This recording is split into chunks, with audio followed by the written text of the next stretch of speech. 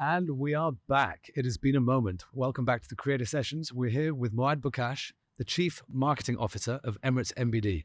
Welcome to the show, mate. Thanks for having me. It's a pleasure. Pleasure's all mine. First question.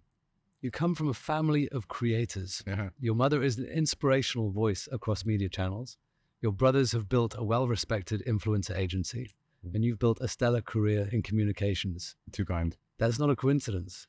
Probably isn't. What was in the water at the Bukhash household? Yeah, it'd be interesting, right? I mean, to be honest, I've thought about it, and it's not the first time I hear the question. But so it's not just my mother. I have to say, my father.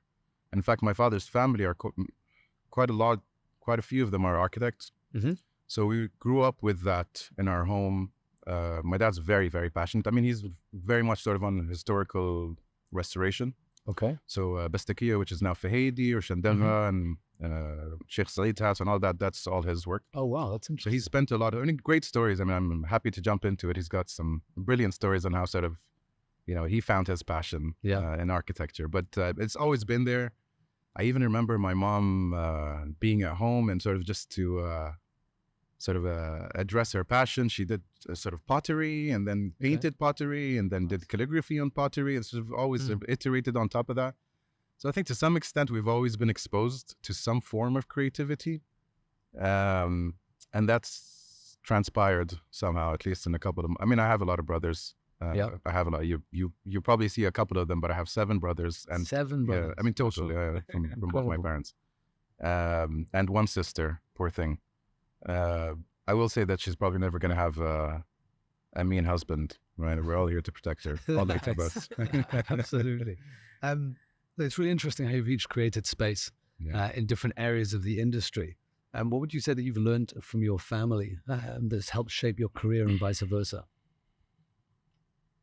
Quite a lot. I mean, I think it's quite difficult to pinpoint, where you picked up that lesson or where it was reinforced. I think I'll pick up a few things from my dad. Definitely, I think sort of pursuing your passion.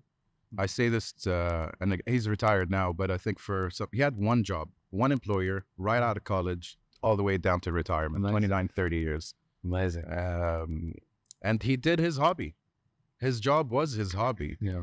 He loved architecture. He loved historical restoration. And he just pursued that. And he made a career out of it, and a very successful one, thankfully. So I think I've picked up a couple of things from that, from my mother as well. I think sort of on the psychology, sort of love of psychology and the love of the humanities, I think I've picked up from her. So I think there's a few things that sort of come together, and it boils into the formula that I sort of repeat, and what makes a good marketing professional is, it used to be 2 things.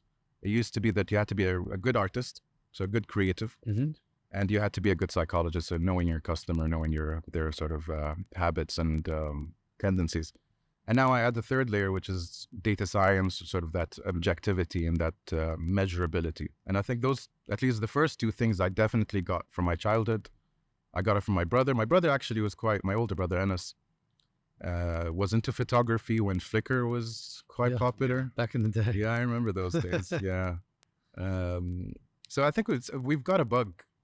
I don't know where it comes from, to be honest. You'd have to ask the genetics experts, but amazing. There's something there, Congratulations. Thank you.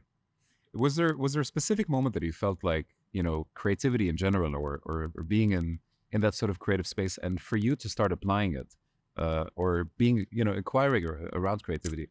I don't know. I've always felt like a failed creative in a sense, right? It's almost like what do they say? They say every failed actor is a movie critic. That's me. Interesting. Yeah, that's me. How so? I don't really have sort of a talent, right? I'm sure. I'm sure you No, I don't. Like I can't draw. My handwriting, I can't even read it most of the time. It's just I don't. I'm a big football fan, so you watch people like Messi, and I was watching the Netflix documentary. If you haven't, Captains of the World, great documentary, by the way. That's the second time I've been recommended that in the last week. A really cool concept. They followed the captains of each national team throughout the World Cup. Yeah. Really interesting. Anyway, It sounds cool. but so Messi almost has like a natural gift, right? It's the same with a lot of artists, and I work obviously in marketing, so I've got a lot of designers and artists around me, and they'll just pick up a pen and sketch something. I'm like, what are you doing? How are you doing that? Yeah. And obviously, a lot of it comes from practice. A lot of it comes from perseverance. But I definitely don't have either the perseverance or the talent, you know.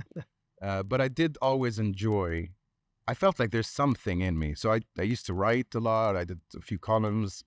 Got into photography, and then drone photography was sort of just fell into my lap. I had a friend who was visiting from Canada, and he had built his own drone. And I was fascinated by it. And it was sort of like the perfect marriage of the two things I love most, which is tech and creativity. So for me, it was perfect. So I got into drone photography, and then unfortunately, I had a few mishaps in the country. Regulation became a bit more difficult for hobbyists. So I bought a handheld. I bought a DSLR, and in fact, just yesterday, I got a 800 millimeter lens that I'm dying to use. Nice. Yeah, let's hope it works out. How important do you think it is really to be able to be creative or to have that artistic niche in the marketing world? Because you mentioned, we were speaking a little bit earlier, and we were saying that sometimes people get into marketing, perhaps, without going through the Marcom's background in terms of training or. So I think there's a few things I'd like to point out. I think the first thing is essentially what you're saying. I think it's you need to know what you're talking about, right? If I'm sitting there on client side and I'm working with, an agency or a producer or a director or whatever may be the case, sort of someone who's doing the production, I need to be able to speak their language. I need to be able to give them good feedback. And I'm a big believer that the agency is only as good as the brief. And the agency will be as lazy as your brief is as well. With all due respect to everyone, I think on both sides of that argument and of that dynamic, it's important that the client pushes the agency and gives them enough direction, and the agency also has to be able to. It's not easy, I think it's difficult, but to be able to have some ingenuity, to have some kind of inspiration in the work, and I'll tell you, I struggle with this, and I work very closely with the agencies that we work with, and we have great relationships, but I don't think they like me very much, I'll be honest, because I'm demanding, but I think I want to be demanding, right? I think that's the difference between good and great is you don't, beg for awards and accolades. It's not about, what a magazine said about you or what, it's just that I need to go to sleep every night knowing that I did my best. Yeah. I think part of the challenge with, obviously over the years, worked with many different clients, and one of the challenges is the client not always knowing exactly what it is that they want. And when they do, not necessarily being able to communicate it in a way that is maybe an effective brief or at least an informed conversation is one of the challenges that we do have. So to your point, dear, about the question about having this, what was a side gig of creativity? Yeah. This is your sandbox, right? This is where you find out what you like, find out what you think works. This is your sort of depth of research. So when you come to the table from a work standpoint, you're like, okay, I know what it is that I want. I know how to communicate that because I've tried and tested and I've played in the space. I think that's really useful, which maybe like we can extrapolate that into lessons for marketers in terms of coming into this space, is make sure that you have that passion, that place of creativity that you can draw from, so that it'll make you far more effective at work. 100%. And I think you've nailed that, because, it's not like I have to be an expert in animation and CGI and, VFX and photography and it doesn't matter. It's all transferable. Yeah. If you understand the creative process, whether it's drawing or writing or animation or whatever may be the case, I think the magic is on understanding that development process. Right? How do you put a story together? How do you create inflection points? How do you pull in the audience? Or how do you create something compelling out of it? I think that's the point. Whether it's a still photo or a video or whatever may be the case, it sort of doesn't matter. And I think I'll just maybe stress that point. And, I give this advice. I'm getting to be a bit on the older side now. So, I have all these gray hairs.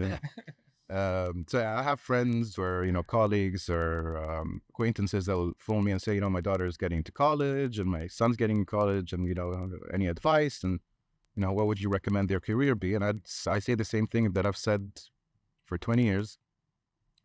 Throw them in an agency, let them be underpaid, let them be overworked, let them complain and work weekends, let them do all of that, right? Get their hands as dirty as possible. And my advice to not just parents, but to individuals too, sort of graduates or soon to be graduates, is don't worry about the money. I promise you it'll come. I promise you it will come. Spend until you're 25, 26, 28, 30, depending on your career and how fast you progress and how, how luck sort of serves you. For that first part of your career, your focus and your priority should be acquiring skills and reacquiring and practice and practice and practice and getting your hands dirty and understanding all the industries and sectors that you're sort of blessed to be able to be exposed to, so that when you hit 30 or 28 or 32 or whatever may be the case, people will be dying to get you, and those offers will start flying in and those numbers will go up, and hey, guess what? You can drive that Lamborghini. Yeah. That's a really good point, actually. Yeah. If we were to scale that on your personal journey, could you talk us maybe through, how did you start in this in this line, and what was your sort of getting your hand dirty chapter of life? Yeah, so it's quite funny actually. In my teenage years, I didn't think I was going to be in marketing. I was about 12 or 13. My best friend's dad got him a PC, compact. Nice. And started doing like Visual Basic, so basic coding. And he sort of exposed me to it, and I fell in love with it. I thought, well, I'm going to build games, I'm going to sort of just be a computer scientist and so on and so forth. So I went through my entire teenage years, so between 13 and 17, when I got into college, thinking I'm going to be in computer science. Yeah. So I did. I went to American University of Sharjah, or in Sharjah. So enrolled for a computer science major, spent about 2 months. I was like, yeah, this is not for me. Because I love tech, but coding is like learning a language. Yeah. Right? And I'm the worst. Yeah, I'm the worst at that. I try to take Spanish, try to take French. Yeah. It's just not working out. I'm not good at memorizing. I'm much more of a visual learner. Anyway, bit of an existential crisis at 17. What do I do with my life? I've spent the last 4 or 5 years of my life, think very sort of single track. So I did the silliest thing, and I went online and I did, what should I do in my life? The job fit me. Ask Jeeves back in those days. I did one of those silly questionnaires with very generic questions. But hey, guess what? At the end it said, hey, you should be in marketing. No, and I had a good friend who was at AUD, American University of Dubai, who was doing marketing as a major. And he said, yeah, it's great. Come and check it out. Just come to the class one day. I went to the university, spoke to the professor, said, could I just sit in on the class? Do you mind? And she was really generous, said more than happy to answer any questions. Sat there and I was like, yep. This is it. Right. So it was always between visual communications or marketing. And then my dad said, you probably make more money in marketing. So take that career. I said, fine. Okay, we took that on. I guess I'm blessed it was a good questionnaire online. It sort of worked out in that sense. But then sort of to answer your question, so the first ever job I had, I was still in college. I worked for Ernst & Young, now EY, not in marketing. I was in technology and knowledge management, the most consulting job title you'll probably come across. But I think being at one of the big 4 accounting firms and consulting firms, the work ethic you pick up from that. I'm not joking. We had a bedroom in the office. Oh, wow. And that's not because the executives wanted to take a nap. It was because people spent weekends in the office. So you needed somewhere to sleep, right?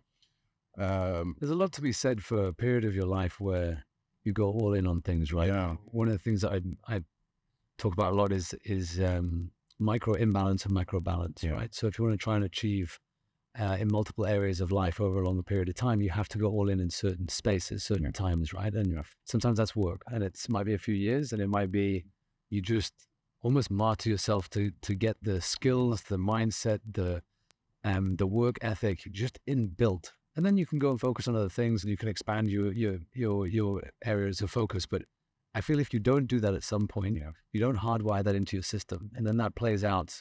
You add 20 years to that, and it takes you on a different path. And do it while you can. You hit your 30s, you've got kids, you've got responsibility. 3 weeks ago, so I know. Congratulations. I'm going to sleep for 2 years. Good luck. 2 years. Well, once you hit 3 years, it's going to be fun, I promise. Great. I've only got 3 years to go. Yeah, while you can, I think, right? When can you? You can do it when you're early in your career, when you're sort of maybe single, and you can afford to not sleep, 8 hours a night or whatever may be the case. And look, I think in the end, it has to be a decision that you have to make for yourself. You are and I say this too, we have a lot of junior staff join us. I think that's one of the great things of that I see at Emirates NBD and a lot of our national organizations is because the UA population is quite a young population. And we're so few in comparison to the larger population that I can't remember the exact number, so forgive me, Mr. Yahya, if I get this wrong. But I had this wonderful executive director when I was at Moadh, and he just did research just because I guess he was interested to see, in anywhere else in the world, for every 1,000 students in high school, how many of them need to be CEOs? Right? So good question. And whatever the ratio was, like 1 out of 1,000 or 1 of 100, right? But for UA nationals, because we're so few and the country is moving so fast and all these new positions are opening up, there's so many leadership positions that need to be filled by Emiratis because we have obviously quotas and so on. I think it was like 1 in 9 high school students needs to be CEO level. Wow. That's crazy. Yeah. That's not a journey everybody wants to go on. No. Even if it's been jacked up to be glamorous. That's true. Yeah. So obviously our organizations spend a lot of time upskilling, developing, and so on. And I think that's one of the things I like to have a conversation around with our new joiners and our fresh grads is don't wait for someone to give you something. That's not going to happen. If you want to be great, if you want to build a wonderful career, take ownership. It's, you can sort of take the horse to the water, right? But you can't make the horse drink the water. But I think there's something to that. There's something to what you were saying about while you're able to martyr yourself or sort of push yourself beyond the edge, that's what it takes to be great. If you want to be just good, kudos to you. Good, fine. Maybe that's balance and that's happiness for you, and great. Yeah, good for you. Yeah, I mean, whatever works for you. You're solving for happiness, right? And that's a different formula for different people. Yeah, I mean, and also happiness is another thing. I can talk about this for hours, but I find that at least happiness. Sorry to digress, but people treat it as a destination, but it's not. It's a fleeting moment. Yeah. And I'll tell you, survival and evolution did not gear us for happiness. Absolutely not. Not at all. It's the opposite. It's the opposite. It's just to survive. Was it the saber-toothed tiger that we were constantly protecting ourselves from, right? Exactly. This is why we're not geared for happiness. Although it would be wonderful to be happy. And it also, you get to homeostasis, right? So if you're always happy, you're not happy. Right? You can't always be happy. In fact, you need that yin yang, right? You need a bit of, absolutely. You need a bit of sadness to be happy too, right? Absolutely. And they are definitely fleeting. And I think once you recognize that it's in the process, that you'll find happiness and it's not that destination, that's when things become a bit sweeter, I would say. My team and I have a hashtag that I probably need to put up on the wall somewhere. It's hashtag small wins. Nice. But it's the idea that, you think all the big moments, and when I win that Cannes Lion, or, when I get this and that, I'm going to be the happiest I could be. But actually, the happiest is in like these silly little jokes that we have between meetings, or these little sort of nuances that we experience. And I think it's that collective, right? To say it's not the journey, it's not the destination, it's the journey. And I think there's something to that's where happiness genuinely lies, at least for me. And it's society's wide in a way. I'll give you an example. So I read, we all probably know Stephen Bartlett, right? So Stephen Bartlett, he wrote a book after he sold the agency Social Chain in the UK. And society tells us when you go through an event like that, and obviously financially was very much rewarded, that's the destination. Yeah. That's the, when you get, you work for all of these years and you get to that point where someone sends that money to your bank account, and you're like, wow, that's it. Pure bliss, happiness, made it. Yeah. And he said that it was some ridiculous number, like in the hundreds of millions. And he said he's walking through the streets in London, and obviously these deals take time to go through.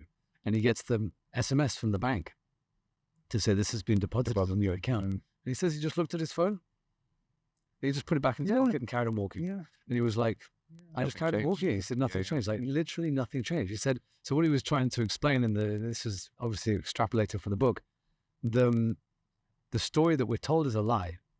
This whole, you have to get there, and then you have to get there, this next thing will cause us to fly through our lives at such a pace where we get to this point where we think we're supposed to be happy. And now we're upset because we're not happy. Yeah. And now we're like, is there something wrong with me? Because I thought I was supposed to society told me. And everyone expects you to be happy, right? Everyone expects you must be the happiest person in the world. Yeah, like, you must be so happy you did the thing. And then you're feeling like, well, no, A because bit of a letdown. that small little thing that I did when, to your point, the small wins that I did like a few years ago that was like seemingly insignificant was actually the most important thing because it didn't have all of this, fanfare around it. Yeah. It could be deflating, I get to imagine, right? And I think I'm a big football fan, big Arsenal fan, big Arsene Wenger fan, of course. But I think he said something, and I'll echo it. He said that all the values I learned in life, I learned through football. And for me, a big portion of the values that I learned in my life were actually through Arsene Wenger. And I think people that went through that period that I went through, late 90s, early 2000s, very much see him as a bit of a father figure. And there's a lot of wisdom that I think he sort of conveyed. And one of the ones that I really pick up is, I think he was sort of being interviewed by the BBC or something. And somebody said, you've won this and won that, all these titles, all these trophies, so on and so forth. Where are they? Like, where are the medals? And he said it's like somewhere in the closet, maybe. I don't know.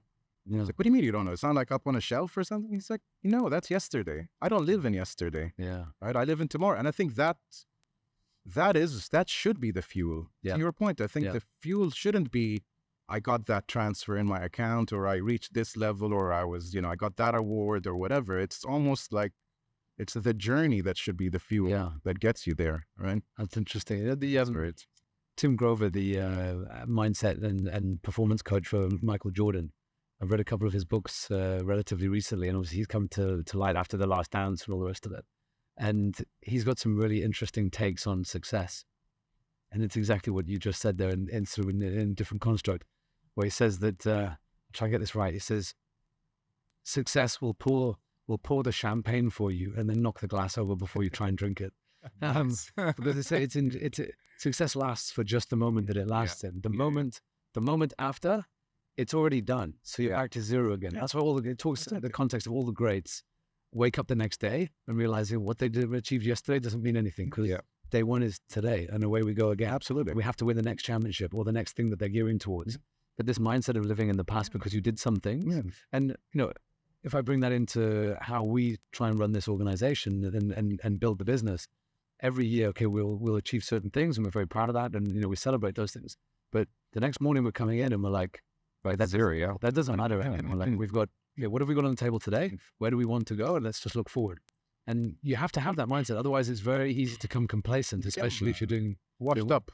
Yeah, you become washed up, right? I think that's it. I think if you're in Arabic, we say "Aish al atlal," which is sort of living on hilltops and looking back. I'll have to learn that. It's a good one. Yeah, it's a good one. Today I just realized there's so many terms in Arabic that I need to. I know, right? It's funny. I was having this conversation yesterday or day before yesterday about AI coming on board. Are we going to lose language because you could sort of just have a real-time translator in your ear that conveys what the other person is saying. But I think I really just don't want to lose nuance. I don't know if you speak Arabic, but I'm sure you do. Arabic is a very, very deep and nuanced and layered language, and there's so much poetry that comes out of it that I think it's hard to convey in English sometimes. I'll say, so you'll find me throwing a phrase here and there. That's beautiful. It's a good reminder as well for me to actually expand the scope of how much. And marketing is fun, I'll tell you. And it's I obviously I'm from the UAE. I live in the UAE, and I do a lot of marketing. Most of the marketing I do is in the UAE. But the UAE is not an Arabic heavy, for obvious reasons. Yeah. So we struggle with that, but then when we sort of target a specific nationality or whatever, then we can have a bit of fun. And get into sort of some cultural nuance. Speaking about the UAE and the market, let's talk a little bit about sort of the campaigns that you're involved in and, the fun, the moments, the highlight moments that sort of lived with you as well. Yeah. How do you see marketing to the country and marketing to the audience in the UAE from an approach perspective, from perhaps even language perspective? How do you define the process with your agencies that you work with? So it's, if I may, maybe I'll take a step back just to draw a bigger sort of frame around the context. So let's talk about financial services. That's what I work in. I work in a bank. I work for Emirates MVD. It's an absolute pleasure, by the way. I'm not just saying that. It is. That'll make it to the teaser, right? So I've been in a couple of brands which are interesting. I call them utility brands. Some people call them commodity brands, but they're brands that people love to hate, Okay. but absolutely need. Right. So I say this to the team. I say no one takes their kids on the weekend to a bank branch, right? But you might go to the Apple store, you might go to Virgin Megastore, you might go see a car, at a dealership or whatever. Those are brands you want to be sort of involved or interact with, or there's a propensity towards. But DIWA, like utility companies, your telecom provider, Etisalat, do banks, insurance. It's like adulting. It's just part of becoming an adult, right? You have to have a bank account, you have to have insurance, you have to worry about this and that. You can't live without electricity and so on. Utility brands are quite commoditized, so differentiation is a challenge, which I'd love to talk about a bit more. But I think one of the hardest things is creating affinity. Like you want that Harley Davidson effect, right? You want people sort of love your brand, like people sort of worship Apple, even though I'm definitely an Android user. But it's not easy, right? Because again, you're not the star of the show. Your brand, your existence in your customer's life, you're not the star of the show. And I say this to the team over and over again. I say, it's not, your car loan is the least of the customer's concern. They want the car.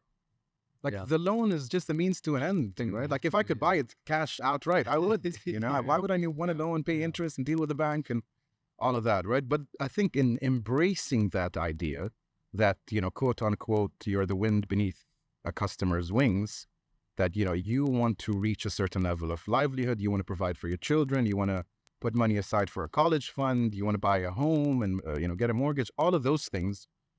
We are here to sort of support you in that journey in a conscientious way, obviously. You don't want to overstretch yourself, and we could talk about financial literacy and a lot of sort of work that we're doing around that. But how do I take, this is my dream, if you had to ask me what my KPI is how do I take a brand that people love to hate, or at least barely tolerate, right? And really turn it into something compelling, and for people to stop seeing what's the bank doing to get me, or sort of being opportunistic with me, to flipping that argument and saying, the bank's been a financial advisor for me. They've been there for me when I needed them. And I'll tell you, I'm inside the bank. There's plenty of proof. I mean, we went through COVID. It was a tough time, obviously, for a lot of individuals, but even more so for businesses, right? I mean, you sort of closed shop restaurants in particular. So a lot of the work that we did was on relieving businesses from sort of payments, or giving them, payment holidays, and really sort of trying to give them, some breathing room, so that when things kick back in action. And I think those are the things that people remember, right? People don't remember that you gave them 3% interest rate versus 3.5% or whatever may be the case, right? But they'll remember when you were there for them. And for banks, for insurance companies, I say this again to my team and my colleagues all the time, we're in a very unique position. We're a very, very unique position. Banks are with the consumer for a very, very long time, right? Unless you're forced to, you're probably not going to switch banks, right? Unless you've had a terrible service, you're not going to switch banks. So you're usually with the bank 7, 10, 15, sometimes far more, right? I mean, we have people that have been with us since they were 4 years old. Your parents opened an account for them, and now they're 34 or whatever. I mean, we're 60 years old this year, so Emirates is celebrating its 60th year. So one, you have a very, very long-term relationship. So your potential and your ability to form a good bond and a strong bond and a sort of warm bond is high. And not only that, but, the data we have on each consumer, obviously within protection and, within ethical standards and central banks regulations and so on, but it's very intimate. I know where you spent your money. When you went on your holidays. I know when you bought a car. I know when you got into a bit of trouble because you bought that TV that you shouldn't have, or you made a poor decision here and there. So I know you for a very long time, and I know you on a very, very deep level, right? So those insights and that time gives us the ability and that sort of that landscape to be really, potentially at least, really build strong bonds with our consumers. Whereas if you were sort of, Coca-Cola or some much more of a fast-moving consumer good, you don't have that ability, disconnect. right? You're sort of an impulse buy, right? We are not an impulse buy. No one gets a loan on a whim. Yeah. Right? And if you do, don't, please. Yeah, just don't. Bad idea. Yeah, think it through. But I think that's essentially the goal, right? The goal is for us to take something that people tolerate to something that people really love. It's a very interesting take. And I think for a brand, self-awareness is the foundation of good communications, right? I think especially in the space that you are in, you have to start from a position of reality that not everybody loves their bank. It's a utility, as you said, right? It's something that you absolutely have to have. And from our experience that we touched on earlier, of doing community management for a bank a few years ago, not many people come on social to be like, I love you guys. I love you guys. You guys are great. Like, thanks so much for my thing. And, you know, it's super happy. Everyone's complaining about something, right? Because I challenge you to go through all the Instagram accounts of the banks in the country. And any post you find, just scroll through the comments. No, they're all the same. 100%. And obviously, even going through some of the Emirates MBD things, it's the same thing, but it's just natural, right? Oh, I didn't get my credit card. I applied for it. All this sort of stuff, right? As expected. And we are a service brand, right? And we can't forget that. Yeah. I think it's important to embrace that as well, to say that, I can do the fun things on top of my service, right? So I can give you tickets to a concert, or, I can give you access to a lounge at an airport, or I can give you valet parking at Dubai Mall. But if your transfer doesn't go through, or if you couldn't deposit a check, or you couldn't sort of the hygiene element isn't catered to. Exactly that. There's no point in all the frills. Right? So you have to really focus on that basic service. Get the basics right. Yeah. And it's people are naturally highly emotional when it comes to their money, right? They go to work and they work super hard for it, and if they feel that something is not right when it comes to their finances, then they're going to challenge that. It's interesting what you're saying about data, and it's one of those things where if you asked people a set of questions and then you looked at their credit card statement, they're probably very different. Oh, yeah. I have a lot of facts there. Yeah, like what they say is important to them, right? That's what we're spending on. I'm sure that's incredibly interesting. Especially this part of the world, by the way. You'd be surprised. So we did this, if I may sort of dwell on this for a sec. So I talk about financial literacy a lot. It is something, I don't want to give away too much, but we are in the works for something. I hope it's going to be quite compelling. So not just, save 20% of your budget type of thing, but really an engaging program that's not just focused on technical financial literacy, but also sort of the discipline and knowing, don't buy that on an impulse, don't do that on a whim, have some rigor. Yeah. I think one of the most important principles that people don't follow, unfortunately, and I'm not any better, I promise you, I think it's not easy, is people sort of do this in this process, right? They get their salary, they pay their bills, they go through their month, and then one day before their next salary, they're like, I have 2,000 dirhams left in my account. That's my savings, right? Yeah. So it's the leftover of what you've gone through in the month. But one of the most important principles is to sort of save first. So you get your salary is 10,000 dirhams, put 1,000 dirhams aside, right? That's 20% or 10%. To put 2,000 dirhams aside, 20%.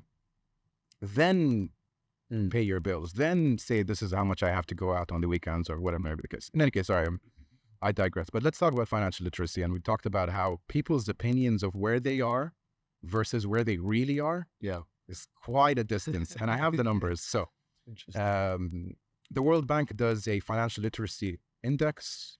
It's a global index, publicly available. Scandinavian countries, no surprise, are on top. So they're about somewhere around the 70s. It seems to be on top. I know, right? Like schooling, education, like everything, work-life balance, diet. What are they doing over there? They have a lot of oil, to be fair. That's a good start. But but jokes aside, I think they're a wonderful benchmark for how society can operate and how to find a good balance. Education is a big thing. Anyway, so Scandinavian countries are quite high on that. They're somewhere on the 70th or 75th percentile. The UAE, I think, being a young country and a very expat-heavy country, a lot of blue-collar workers also in this country, I think we're somewhere on the 40th percentile, so not great. But good news is there's a lot of room to grow. So just to demonstrate that point, so the World Bank does a practical test to know whether you're financially literate or not, right? What we did as a first protocol, and we learned our lesson, is we did a perception study. Okay. So we go to you and say, how do you think you manage your finances? Yeah. And everyone's like, yeah, that's On top of it. Pretty good. I think in this part of the world also we have such a taboo around money, right? And it's all about like, how do I look? It's not about money. It's about how, what kind of lifestyle am I able you to can spend afford, on right? stuff. How much can I spend? And, sort of that facade, right? Yeah. So we did the perception study and we hit the 70th percentile and everyone was like, yeah, we're awesome. Then we went and sort of did a bit of surgical work, and the difference was the World Bank was right. So we're somewhere around the 40th percentile in reality, while people think they're on the 70th percentile, or at least don't want to admit that they're beyond that, right? So the program that we're building, I think, is partly aimed at breaking down some of those barriers and having an honest conversation, right? And I speak for myself. I've been through financial stress. If you have, Of course. what that's like. It doesn't just affect you, it affects your wife or your spouse, your family, your children, the community at large, I think gets affected sort of in a ripple effect. It's one of those things that I think if you're able to resolve, the impact that you can have is so multiplied and the relief that you can sort of give to a person is invaluable. Absolutely. Right? Invaluable. So we're lucky in the sense that, the thing that we're hopefully good at, as Emirates NBD that is something that could have hopefully a very positive impact on society. Nice. Amazing. Yeah. And it impacts the relationship and again that bond, right? That bond that you have with the customers. And it's a good platform to be able to change the financial literacy along. We had a customer that said this to us. It was interesting. He said, the bank's the first call I get if I miss a payment. But a bank never congratulated me on saving my first X or whatever. That's interesting. And without giving too many secrets away, but I think one of the things that we're really hoping to do is to move away from selling products only to creating an experience. That if you see me on camera, I'm holding up my smart ring, my Aura ring. I was going to ask a question. Yeah, so if you use a Fitbit or if you use Garmin's or Whoop or whatever, I think that's a very good parallel to draw. Where a bank can be your financial coach, not on a monthly basis, but on a daily basis or on a weekly basis. I mean, Spotify does this really well, right? At the end of every year, I get this Spotify Unwrapped, and it tells me all the horrible songs that I listen to. I always say it's my daughter, it wasn't me. But a lot of Taylor Swift. There's something to that, right? Yeah, a lot of Taylor Swift, Frozen and all that. She's 5 years old, so obviously there's a lot of that, a lot of Disney. But jokes aside, I think there's something to flipping the argument and flipping the dialogue and flipping the narrative to having a much more positive, nudging, encouraging dialogue with our customers rather than saying, hey, where's my payment? Yeah, you're right. I mean, a lot of the... pay your installments, please. But beyond that. Compliance are going to shut this podcast down. No, that is very interesting. Banking and marketing as a whole, going through a time of fundamental change. How do you see that playing out in your space? And just for clarify, I'm talking technological change. Obviously, right. The digital banking is going from strength to strength. You've launched your new app, which is excellent, by the way. Thank you. I enjoy using it. Glad to hear it. Yeah, glad to hear it. Using it. There's a lot more good to come in it as well. So, amazing. So that plus the technological change, AI and the like, buzzwords that we can talk about going into the marketing space. So, okay, good. I think the first thing a good marketeer can do, and I'm not great at it, but I'll talk about it at least, is first understand what your consumers' needs are. So let's talk about Emirates and BD. That's what I know best. We are not a niche bank. We're not a niche bank. So if Liv, Weo, digital banks, they have, for a marketeer, that's a much easier game. The smaller the niche, the more focused your brand can be, your tone of voice, sort of everything has an identity. But at Emirates NBD, I have a 16-year-old who's, not making any money and wants a digital lifestyle or wants this or that. And I have a 60-year-old billionaire or multimillionaire private bank client, what we call universal banks. Really hard, really, really hard because it becomes generic. It really does become generic, and at the risk of criticizing the industry, and I genuinely criticizing myself as being part of that industry, I think we don't do well as an industry in creating a brand personality or a tone of voice or any differentiation on the brand side. I think, unfortunately, we've gone far too far down the, let's compete on interest rates, let's compete on sort of the functional product service rather than the experience or the brand or sort of the user experience of the journey the customer goes through. So let's get that out of the way, right? So we have a very wide, diverse set of clients, types of clients with very different needs and wants. Yeah. So let's section them out. If we're talking about what we call consumer clients or sort of mass clients, so like people, hopefully like you and me, walking down the street, what we want from a bank is, I call it the 3 Fs. So fast, frictionless, and friendly. That's all you need, right? The banking app should work fine. Yeah. When I transfer money to my friend or, when I travel, my card should work. If, God forbid, somebody steals my card, I'm able to block, unblock, change, blah, blah, blah, right? Fast, frictionless, friendly. But let's compare that with a private banking client. These are multimillionaires, billionaires. They don't want fast, frictionless, friendly. When you go to a Chanel store, if you walk down, walk into a Hermes store or whatever, you don't want to be out of there quick. You want it to take as long as possible. You want to be pampered. You want to be taken through and taken blah, blah, blah, blah. That's the joy. That's the point. Right? It's the relationship. It's the experience that matters. So there's no one rule. To be honest, I think when it comes to mass consumers, where the industry is going and how marketing and how the user experience is going to transpire, is it will become much more digital, much less human interaction, I think.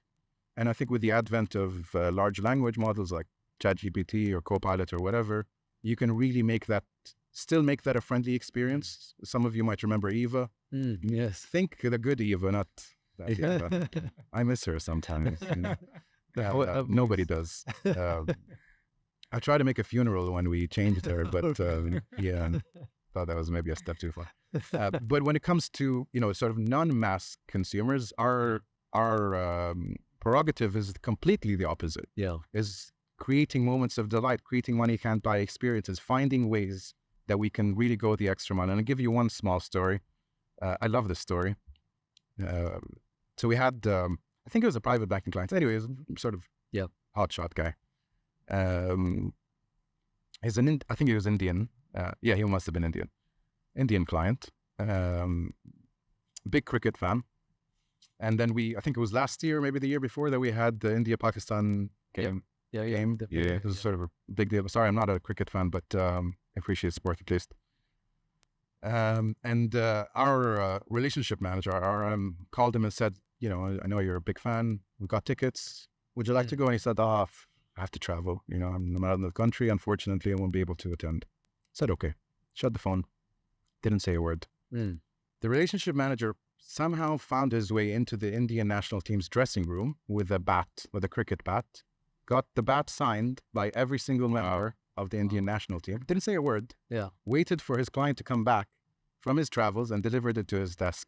Said, I know you missed it, but here's something to remember. That's cool. That customer is not going to be loyal to you because you gave him 3%. Yeah, of course. He's loyal to you because you thought of him, right? You made him feel fancy.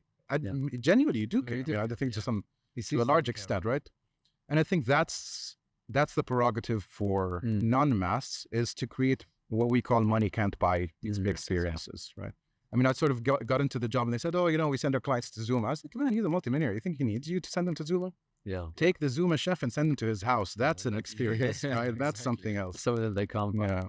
It's interesting. So yesterday morning, I asked, actually both our wives work in marketing. Yeah. I spoke to my wife yesterday and I said, we're having this podcast today. And I said, "Were any questions?" And she said, "Yeah, I do actually have one." Please. Or it's more of a statement than a question, but it relates very much to what you're saying. So a mutual friend of ours works in Switzerland in private banking in Switzerland. And she said that they did some research where they, as a bank, were spending a huge amount of money trying to convert all their customers, because she spoke about Eva and all the rest, convert their customers to this digital experience. Yeah.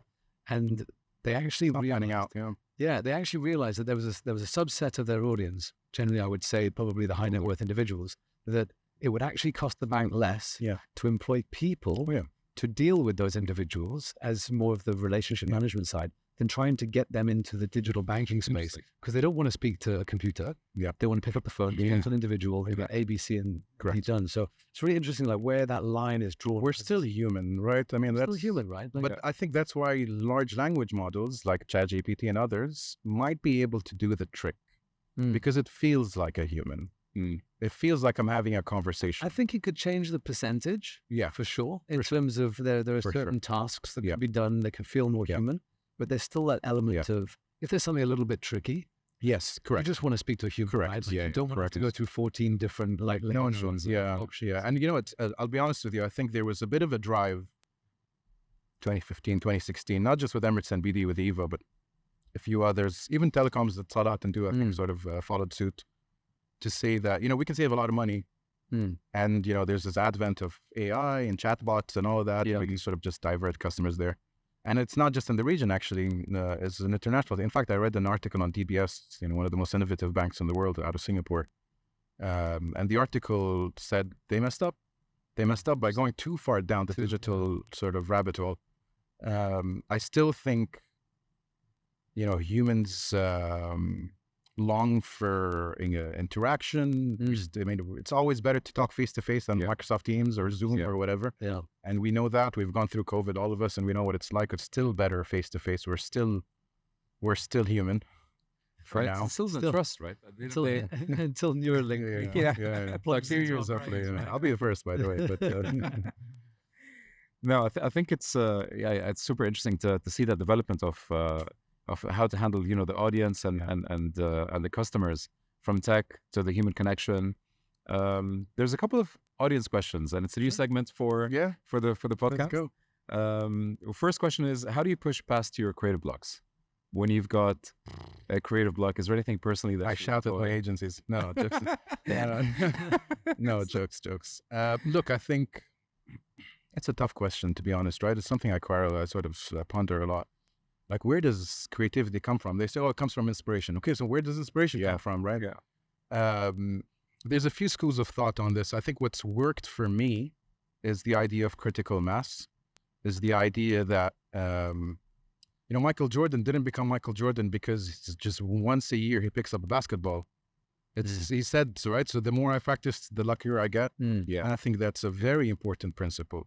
And creativity is the same thing. The more you get your hands dirty, right? The more you're sort of playing around and trying things and, you know, exploring this and watching YouTube to learn a few tricks of, you know, aperture or whatever may be the case.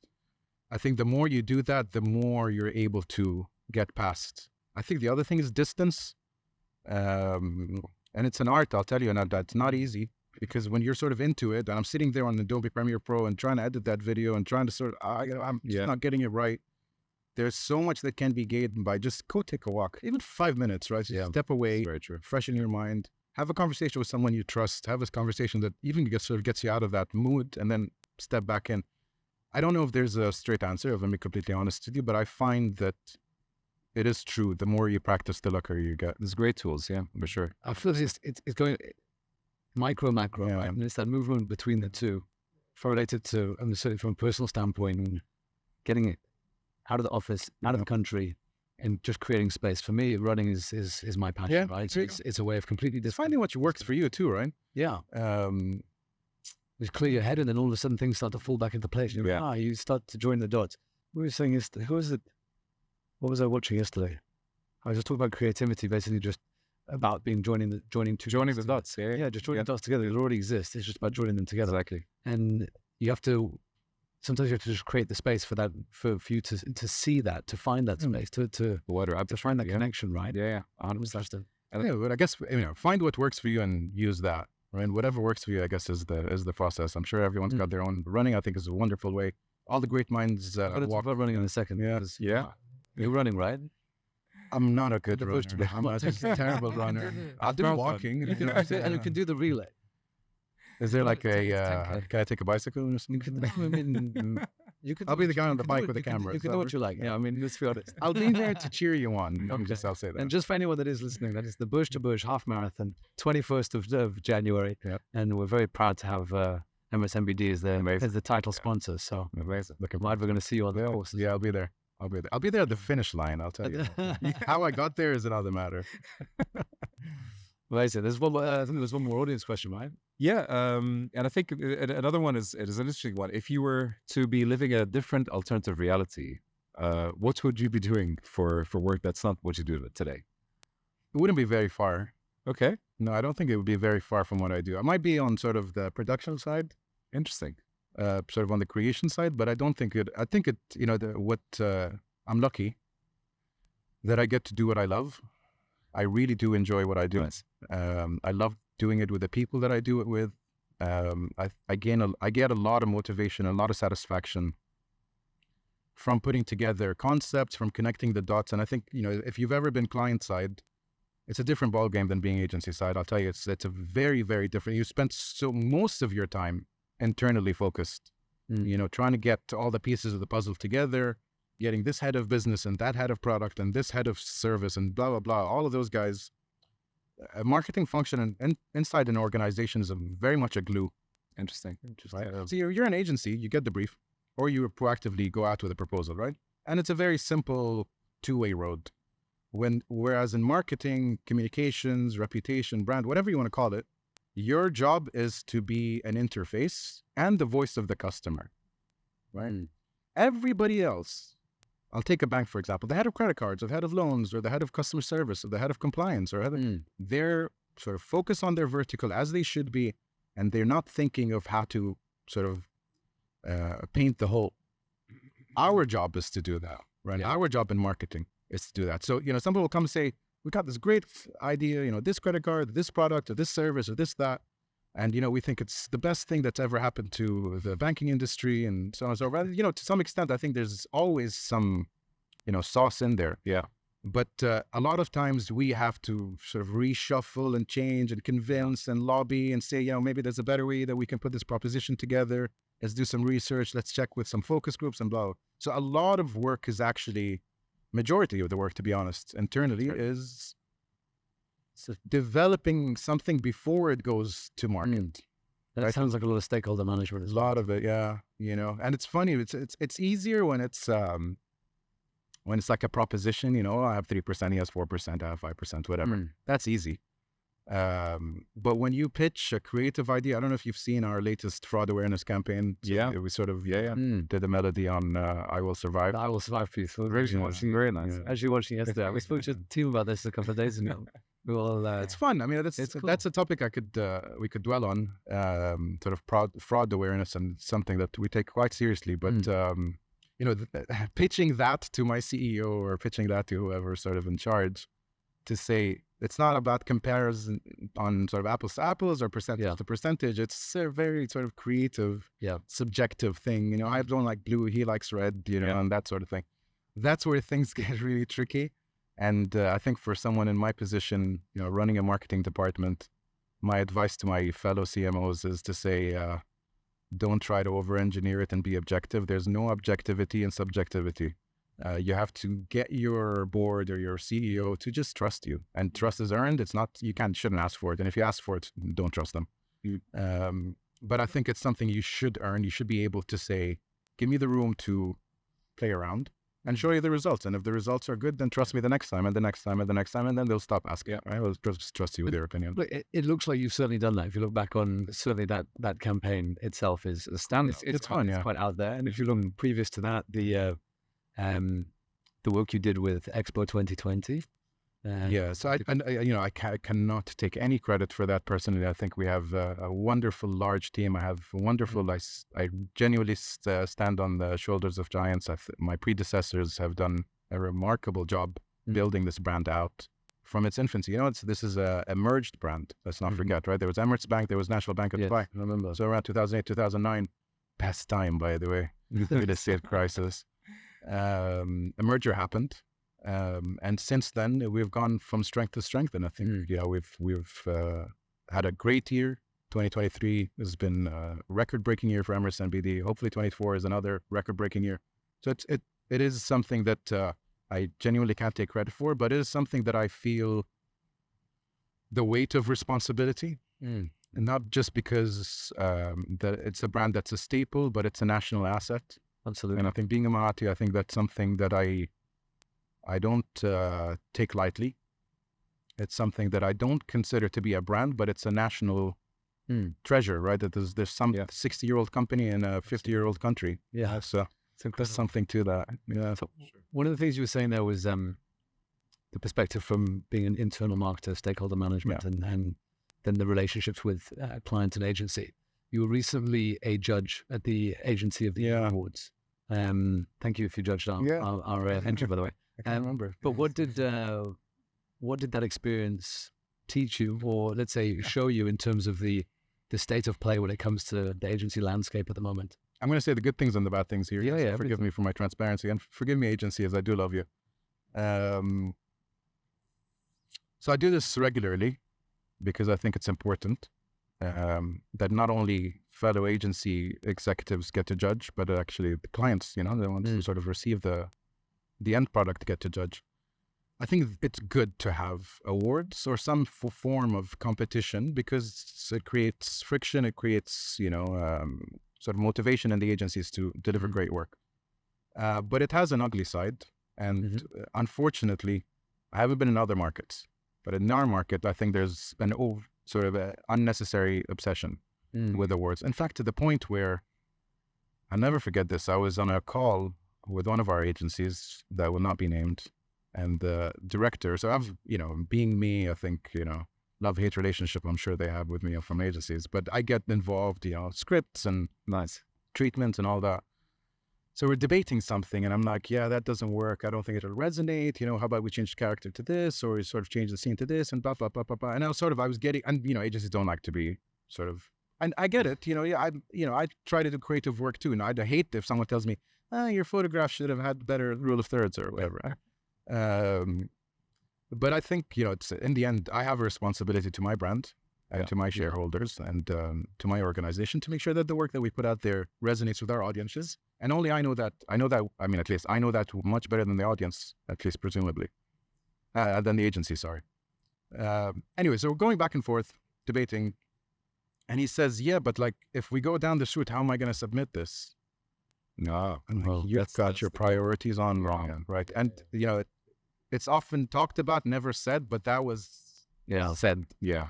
And, cliche advice, but advice to the agencies, focus on results for your clients and the awards will come.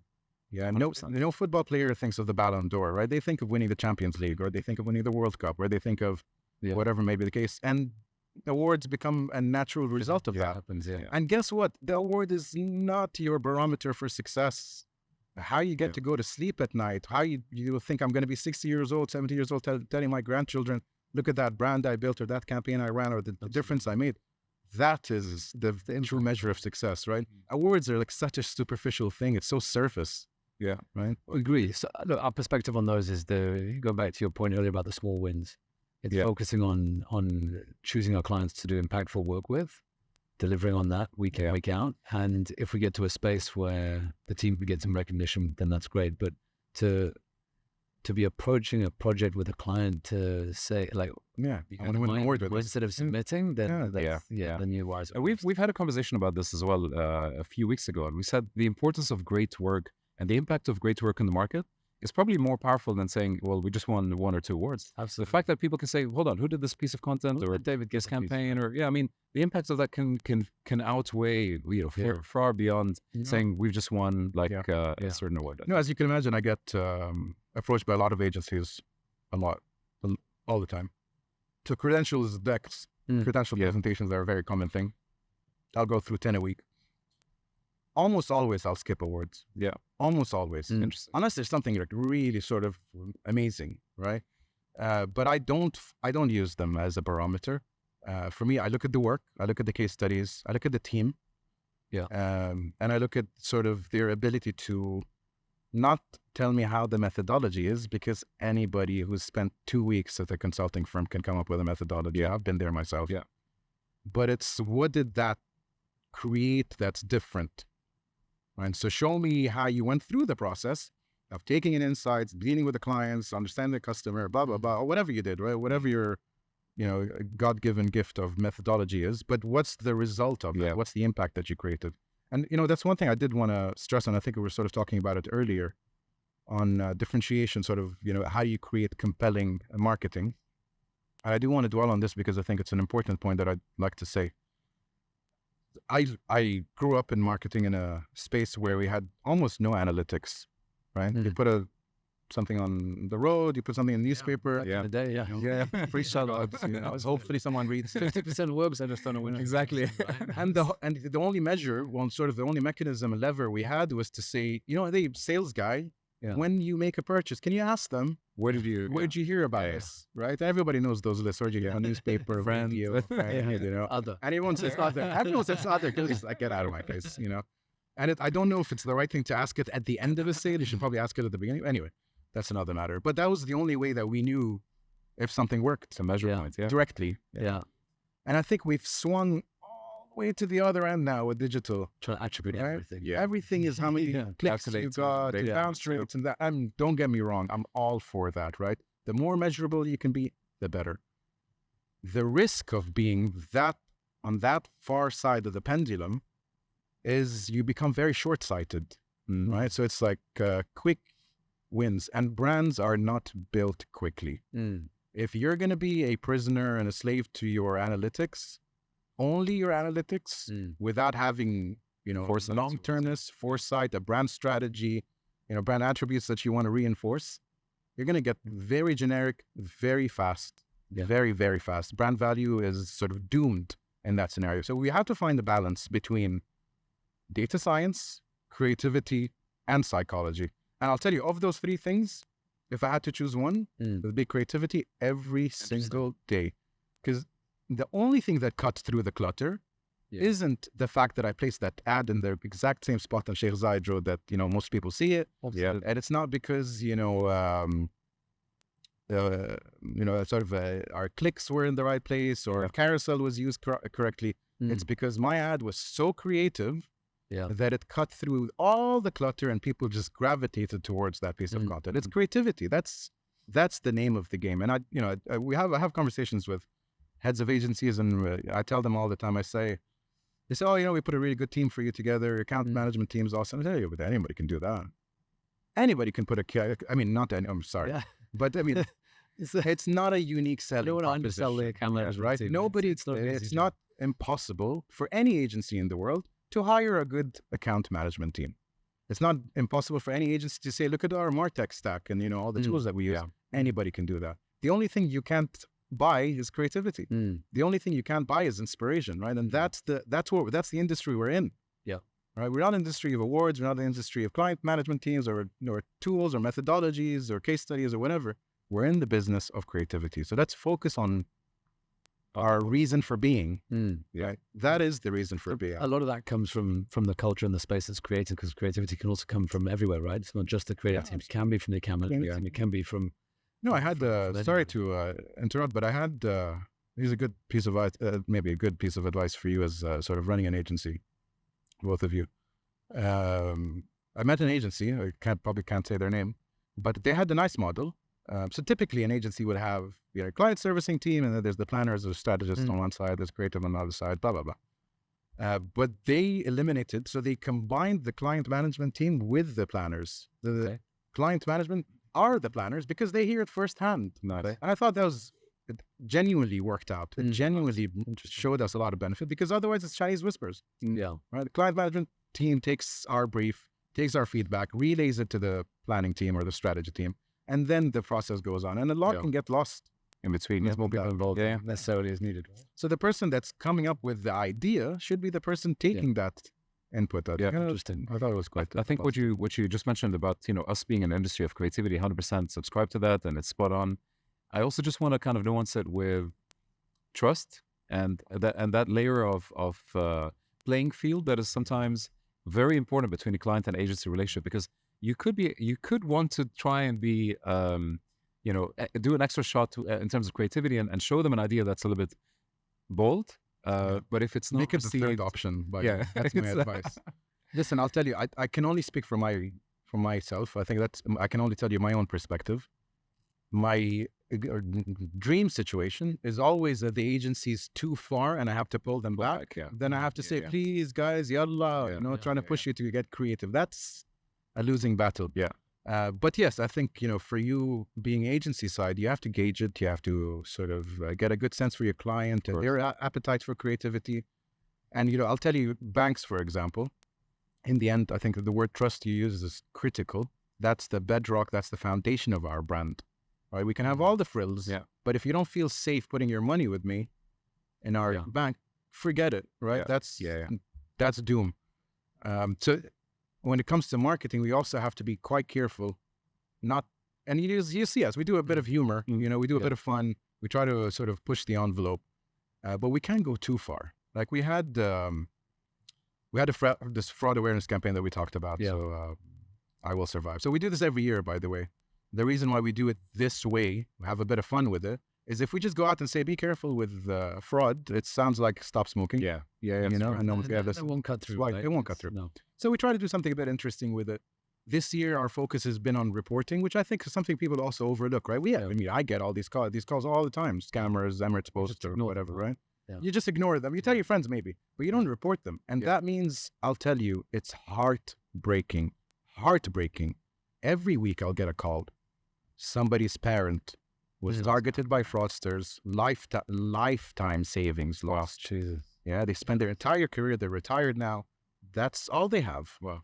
And they lost it all in like that, right? And obviously we work very closely with them. We work with the authorities. We try to recover, where there are flaws and whatever, we find remedies for the situation. But I mean, there's no way that you can sort of understand what they're going through. Yeah. And their children, obviously, who are, dealing with us, you can see the impact it has on them. So let's take that situation, right? Take that and magnify it. You've got, let's say, 1,000 fraud cases a year, arbitrary number, but let's say, right?